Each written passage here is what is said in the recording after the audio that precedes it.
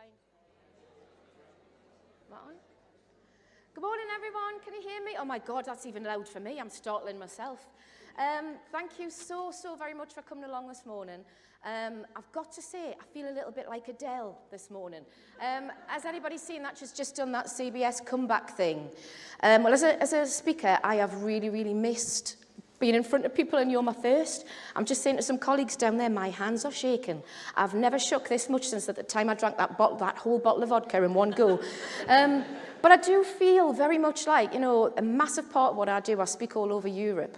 And I haven't, like Adele and like a lot of entertainers, I've really missed doing what I love and kind of having the opportunity, not to sing. Trust me, I would never do that to you. But if anybody does want to come and do a proposal, did you see that? I don't know if anybody's seen Adele's concert. Some guy got up and proposed to his missus. Any takers before we start? No, okay. So what the hell is she bleating on about? Why is she talking about this? I'm talking about this because what I want from this session this morning, I am going to talk to you about productivity and performance and engaging teams and motivation and all the rest of it. But I want you to think about you. You as an individual, you as an employee, you as a person, you as a mother, daughter, father, whatever you are. I want you to think about you and how this stuff affects you and your personal life. Because when you apply this stuff to you, you're going to be really great at applying this stuff to other people. So that's my challenge that I'm issuing to you all today. I need to say hello to everybody on live stream and to let you all know, including the people on live stream, that the lovely Bryony down here, you can, on the app and or via the live stream function, you can ask any questions. So at any point, if they're burning questions and you want me to stop and answer them, I will. You can put your hand up. We've got a very unusual roving microphone. I'm not going to throw it, trust me, it'll take off somebody's head or a vase, it won't be good. But if you want to stop me, we will have questions and answers at the end, but if you go, Lysa, what a load of rubbish, what are you talking about? I want you to answer this question now, then please stop me, and that's what we'll do. So, the purpose of this is to talk about mastering motivation, how to create highly engaged teams. So what I'm going to do, we don't have a load of time. I'm going to try and give you all the best bits from a one-day course, which means, in effect, you never need to buy this course because I'm going to give you all of the good bits. And what I really want is I want to give you some tangible things, even though we've only got a short time together. I'm going to give you some tangible things that you can actually take away and apply to yourself or apply in your teams as soon as you get back to the workplace. There is going to be a little bit where I'm going to ask you to write something down. So if you've got pen and paper, that's great. If not, you can just think of the answers in your head and that's okay. But that's going to come a little bit later. So what I'm going to do is give you the best bits from this day's course. We're going to talk about a high-level summary of what this stuff means. We will look at the 3 keys to unlocking performance within your teams. We're going to talk about why it's so important to have highly engaged teams. And then at the end, what we're going to do is we're going to talk a little bit about what does this really mean in practice and how can I take it away and put it into action. So, before we do this, what this is all about, and the theme of today is very much about productivity. And some of us, we've got probably a load of HR and OD people. We are people, aren't we? So quite often it's our boards, it's our management teams that are looking at the money and the figures, and it's our job to look at the people. But at the end of the day, what we know is if we don't have happy people, if our people aren't enjoying what they're doing, they're not going to be doing a good job, and then that productivity, that will go down. So it's just a simple fact. So we're going to talk about performance, but we need to really understand what that means in the first instance. So this is where I get my academic side out. This is the geeky side that I love. Because what's really important when understanding what performance is to understand what all of the theory says about it. And one of my favorite, which is Boxall et al. From 2008, they say that what performance actually is ability, so that's having everything you need to be able to perform, plus motivation, that's the desire to perform, plus the opportunity, and that's the environment to perform. So just looking at that on its own, do we give all of our teams, all of our individuals, do we give them all of those things? We probably don't, but I'm going to go into that in a little bit more detail. But that word motivation, isn't that such a big word? And doesn't it mean so many different things? So one of my favorite definitions of motivation actually comes from Dan Pink from 2011. And he says that motivation is autonomy, which is the desire to have control over our own lives, plus mastery. And that's all about really, really wanting to be good at something, but not just good at anything, good at something that matters. And purpose. And by purpose, he means that yearning to do something important, to do something that's perhaps bigger than we are. So we begin to then put all of that together. And what are we talking about here? Well, all of us in the room know exactly what we're talking about. We're talking about employee engagement. And this is a term that I use all of the time. When people say to me, Lysa, what do you mean by employee engagement? Is that just tree hugging stuff? Is that the snooker table in the break area? And no, it's not. What we really want here is we want individual motivation that drives collaborative action towards a shared purpose. And I use this phrase a lot in all of the training that I deliver, because one of the things where we go wrong in our people agenda is that we assume we know what motivates people. There's a whole lot of theory that tells us what motivates people. And trust me, this is my bag. I study motivation. I do loads of stuff with it. And that theory is really good. But when you know that theory, how do you then put that into practice? What we really want to do is recognize that individuals have their own reason for being in that role, doing that job, or whatever it might be. And that is okay. If we play to that, if we give people the opportunity to do what makes them happy, and they know what we're all working towards, that's when the good stuff happens. That's when we can work together. But there is something really, really important that we all need to consider. And that's another one of my favorites. This is from Galway 2000. He states that performance is potential minus interference. Now, isn't that really interesting? What interference do we put in our workplaces that prevent our individuals from reaching their potential? And I'll talk about that in a little bit more detail, but we do it an awful lot more than we realize. But there is just one, before I go on to that stuff, there is just one little thing that I want to pick up on, and that's this term purpose. Now, you'll have probably seen this quite a bit, and I'm going to quote from Simon Sinek here. What Simon Sinek says, and this is a fantastic TED Talk, if you haven't seen it before, it comes from his book called Start With Why. What Simon Sinek actually says is that there are some people that are just really successful. What he did is he actually studied a whole load of leaders. But then he realized this stuff was transferable to us all. And what he realized, the thing that made some people more successful than others, was that they all act and communicate in the exact same way, and that way tended to be different than the rest of us. And what he noticed, and that's what he's called this thing, the golden circle, he noticed that while the majority of us can, tell me what you love about your job, or tell me what you do, the majority of us can quite easily talk about what we do. We can very easily talk about how we do it. But if I were to ask you, why do you do it? And if you just think of that question yourselves, think of the roles you're in now, why did you do it? Some of you will be thinking, I fell into it, it's because I was in a different job and then somebody asked me to do it. And, but why do you do it? What's important to you? And that's back to this thing that I said to you earlier. I want everything that I'm talking about today, I want you to think about how does that apply to you? Because what Simon Sinek actually said is that very few people can articulate why they do what they do. So do you actually know as an individual what your goals, your personal goals are? What are your dreams? What are your visions? I can guarantee at least half of the people in this room right now will know exactly what they don't want what it's not. But you might not know exactly what it is. So do you have a clear answer to why do you get out of bed every morning? Why are you here? Why are you in this role? Why are you living your lives in a way that's just allowing things to float along? Why aren't you working out what's important to you? Why aren't you working out how you can fulfill your potential and what's important to you and what your dreams are? And why aren't you going towards it? So back to that personal challenge. Think about the roles you're in right now. Why is that important to you?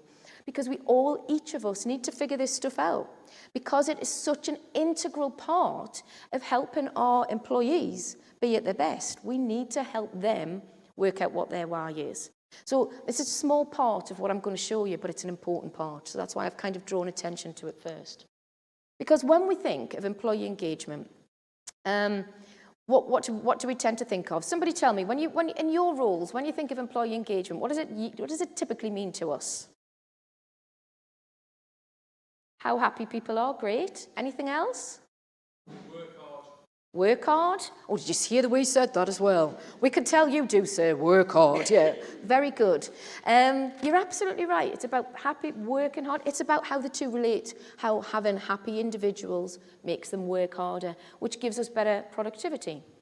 But what we're really talking about here is what makes one person engaged can be completely different to another person.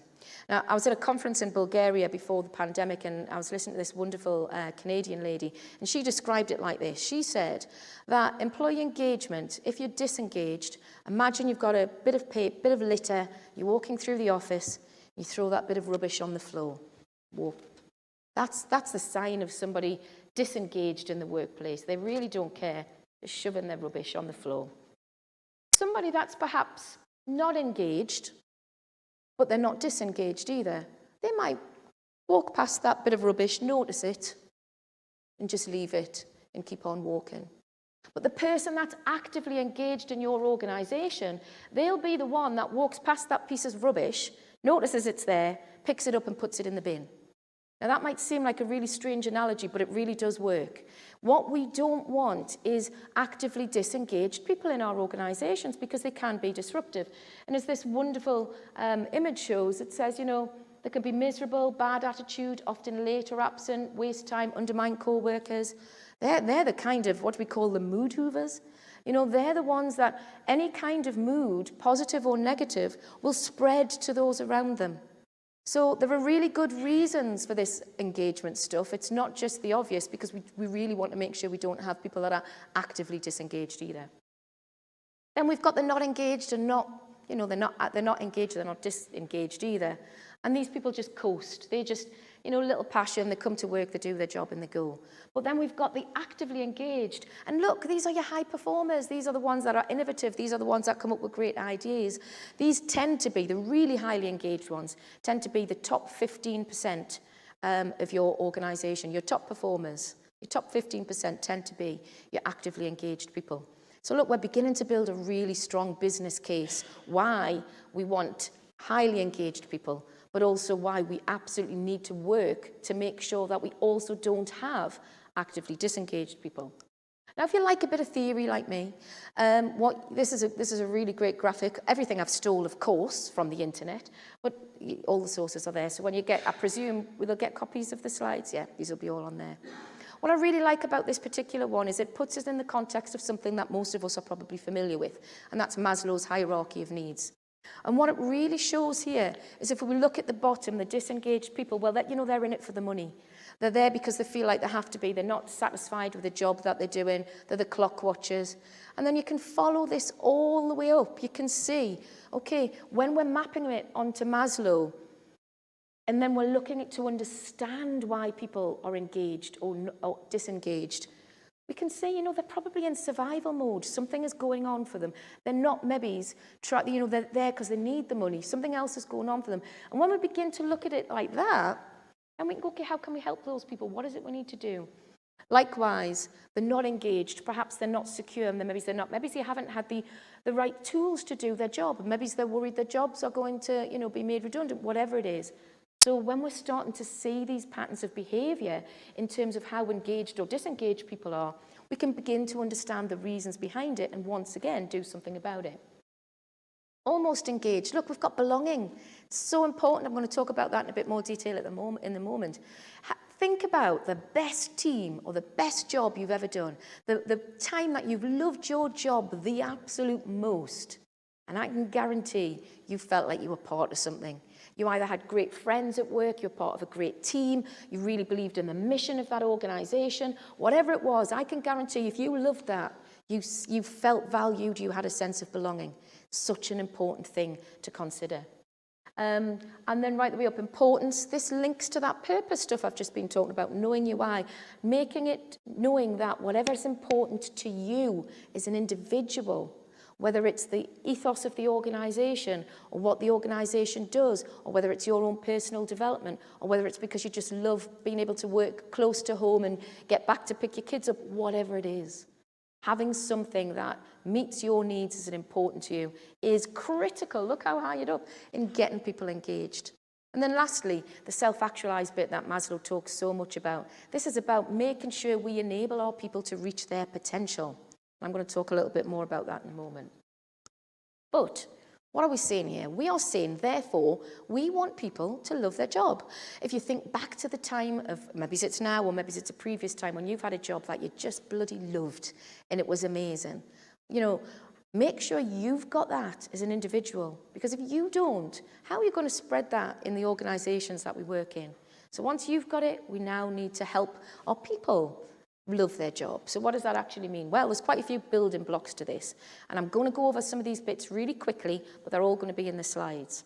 But before we go on to those building blocks, what I'm going to do is cover something that we're all very familiar with. And a lot of the stuff I'm going to talk about, actually, you probably know it all already. But do we ever put it together, and do we ever put it into practice? But before we go on to that, what I just want to kind of remind you of, we often talk about, and this is an old theory called Hertzberg, and from Hertzberg, and it does stand really still, you know, it stands to this day. What Hertzberg said is that there are things that called hygiene factors, which are things that make people dissatisfied at work. All right? You won't motivate people with these things, but you'll make sure they're not dissatisfied. Being satisfied at work is such an important part of being able to be engaged. So what did Hertzberg mean when he talked about hygiene factors? What he meant was, these are the things that businesses need to avoid. These are the kind of things that can make your experience of work really unpleasant if you don't have them right. So these are things like your company policy and administration, how much pay, quality of supervision, working conditions, job security, all those kind of things. So you can see how that fits really nicely onto Maslow. They're the lower level things that you must put in place if you want to start to build engaged people. But one thing really important to notice here, if we look in our statutory sector, we've got some of the best policies out there. We've got some fantastic pay benefits. We've got lots of fantastic pensions. But interestingly, unfortunately in this country, our statutory sector has some of the highest levels of sickness. So notice, really great pay is important, but it's not going to be the thing that motivates people. It's the platform. It's the platform that you must start from. And then he talks about the motivation factors. And these are the kind of things that once you've got those hygiene factors right, these are the kind of things that you can begin to put in place to elevate people from satisfaction to engagement. So these are things like the status within their job, or their gain in recognition, opportunity for advancement, having challenging, stimulating work, you know, the actual job itself. So we know these are all very, very important factors, but we know this already, don't we? But do we put this into practice? Sometimes we don't, because it's hard. It's a big, complex thing. There are lots of moving parts that we need to get right. So with that in mind, what can we actually do with this stuff? So, like I said, this picture here is a great one. These are the hygiene factors. These are the motivation factors. The hygiene factors are just a platform. We want engagement to take off. If we want productivity to take off, if we want happy staff, we've got to be making sure that we're taking care of both of these things. So let's go back to these building blocks then. Now, it's going to be a bit of a big graphic. You're not going to be able to see it all. It's all going to be in the slides. Basically, what this does is this takes all of that fantastic theory, all of the theory of performance, all of the theory of motivation from many other places, theorists other than what I've just quoted. And it basically gives you the building blocks to go, okay, if I look at all of these things in my organization, can I use this as a checklist to go, okay, how many of these things do we really do, and do we do it meaningfully, and do we do it genuinely? So for example, and I'm only going to highlight a couple of the things. Here we've got the ability. It's what we talked about before, making sure people have the ability to do their job. But that also means that we have to give them support.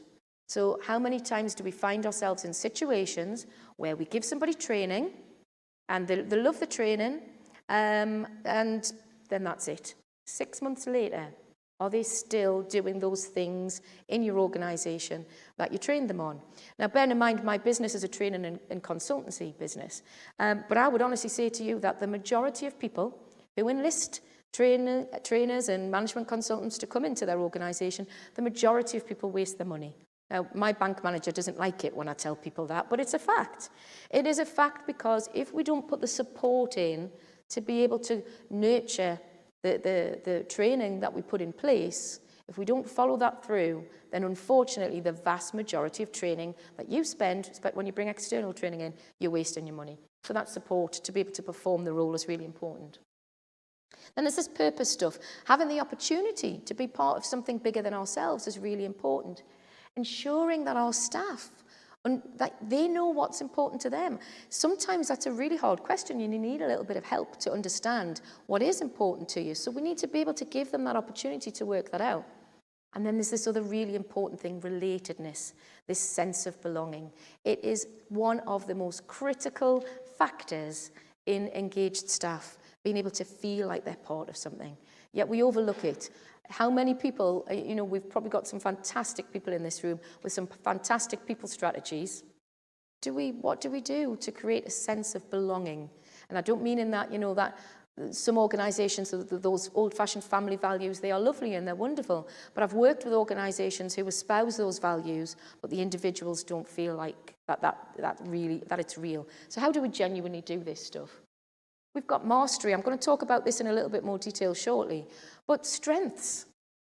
How many of our performance management and appraisal systems do we have in the workplace where the majority of our time we spend trying to shore up people's weaknesses? Time management is one of my worst skills in the world. I'm 48. I've spent nearly all of my working career trying to improve. Well, sod it, I've got somebody that deals with that stuff for me now. Because it's important. I'm going to do the things that I think I'm good at and the things that I enjoy. And then somebody else, who I think is a bit of a loser, in my opinion, who's a bit of a time police, they love that stuff.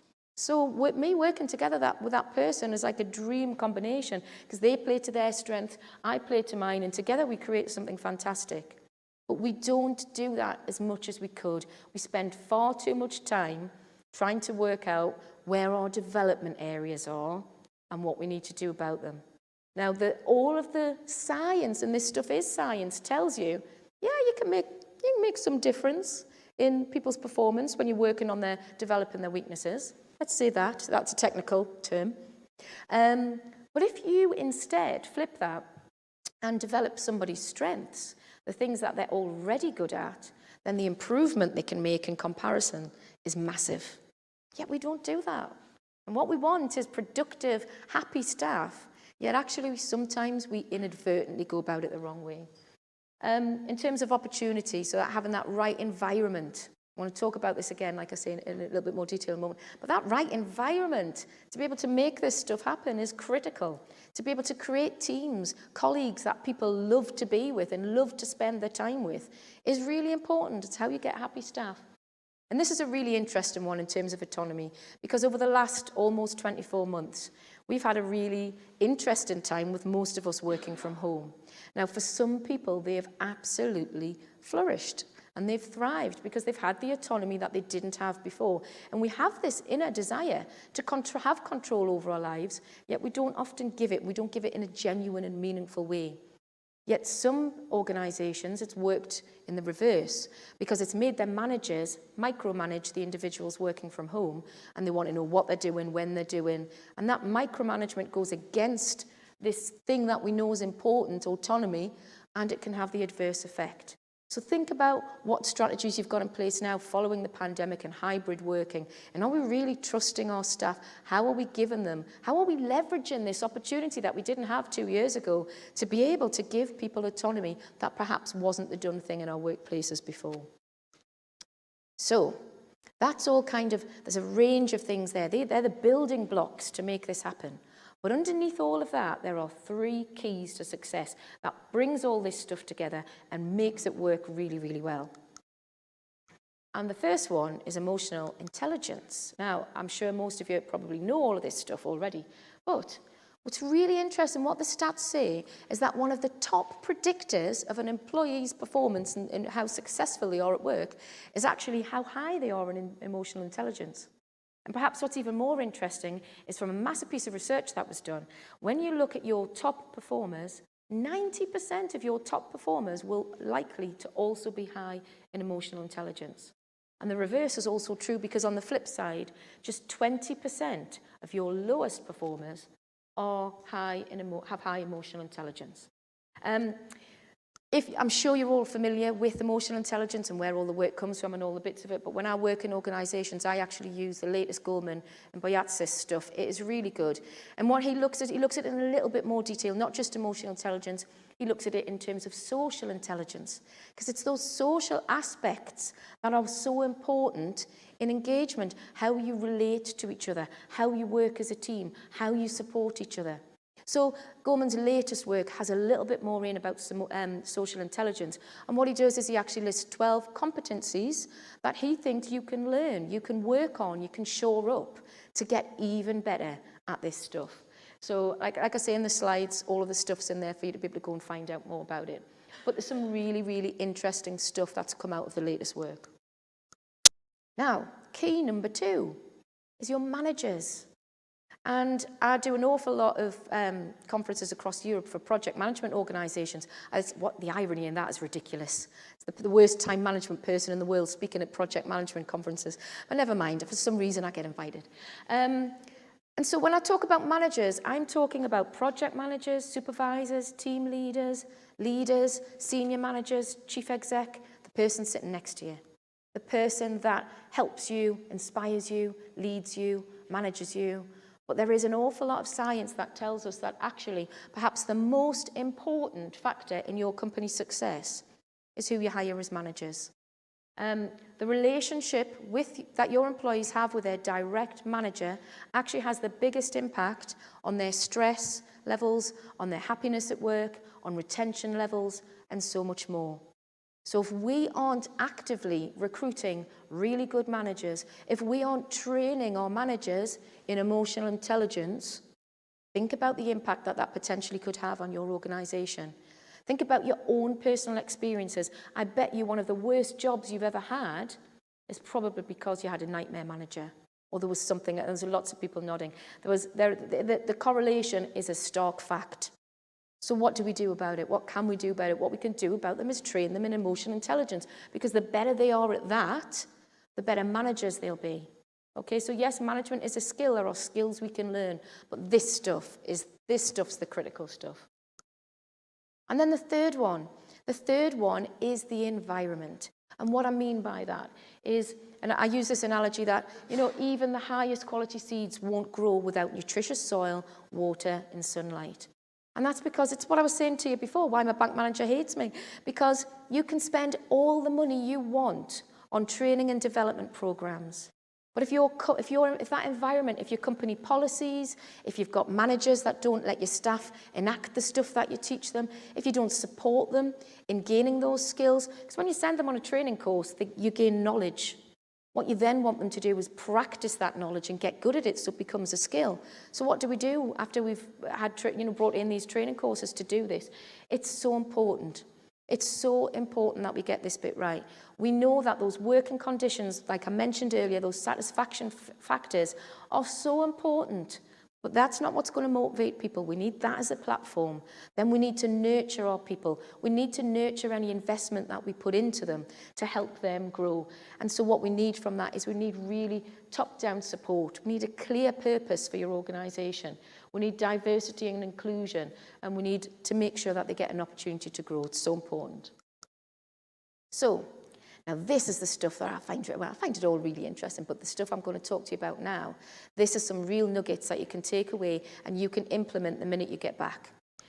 And that is some really fun, you'd probably be familiar with it, but have you actually applied it in your organisation? Fantastic organisation called Gallup did an amazing piece of research. And what they discovered is that there are a few aspects of the employee experience that you can directly and they exist disproportionately on your highest performing teams. So when you look at what these things are, and there's only 8 of them, there are 12, but a lot of the Gallup stuff say you can just go with these 8 things that I'm going to talk to you about in a moment. They're very precisely worded items that when you ask your staff, your employees, these questions, will give you an absolute wealth of information that you can do something with straight away. What's really interesting about it is that they only ask the individuals for their own experiences, their own feelings. They don't ask you to rate your manager or anything like that, because actually the science shows that the person doing the rating, when you're rating other people, it says more about them. It says more about the rater than it does about the individual that they're actually rating. So it's really, really clever, really clever stuff. So this is what they are, and this is what I want you to do. If you've got pen and paper, as I read out these statements, I want you to think on a scale of 1 to 5 where you fit on this continuum. 1 means you strongly disagree with the statement, and 5 means you strongly agree with the statement. So as I'm reading them out, I just want you to put a number.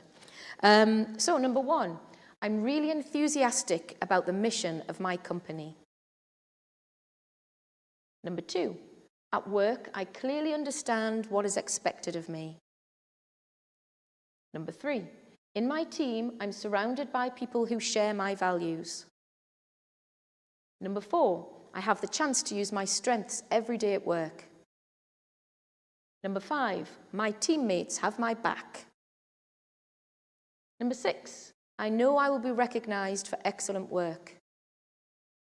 Number 7, I have great confidence in my company's future. And finally, number 8, in my work, I'm always challenged to grow. Okay. So I'm not going to ask anybody for their scores, but I want you to, the next couple of things I'm going to talk about, I want you to bear your own scores in mind. And sorry, I'm just grabbing a drink of water. So let's have a look at what these things are. Excuse me.